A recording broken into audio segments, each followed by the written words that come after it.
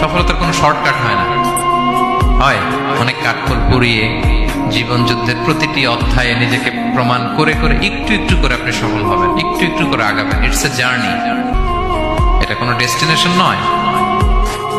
এবং সফল হওয়ার পথ পরিক্রমায় কোনো লিফট নেই, সিঁড়ি বেয়ে উপরে উঠতে হয়। কি বেয়ে? কিন্তু আমরা সফল হতে চাই কিভাবে?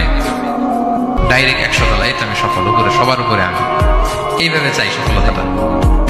সবার উপরে উঠে যাব, গোল্ড মেডেল গলায় পরাই দিবে, আমরা সাকসেসফুল না। সফলতার রাস্তায় কোনো লিফট থাকে না, কি দিয়ে উঠতে হয়? সিঁড়ি বেয়ে ঘাম জড়িয়ে উঠতে হয়। দেখেন, শুধু আলোর মুখ দেখার জন্য মায়ের পেটে আমাদের কত সময় লাগছে বলেন তো?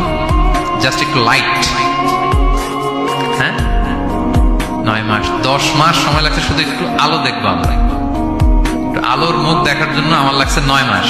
আর এখানে আমরা শর্টকাট খুঁজি, খালি কি খুঁজি? সফলতার কোনো শর্টকাট নেই। অল্প এফোর্টে যারা সফল হতে চায় এরা কোনোদিন সফল হয় না।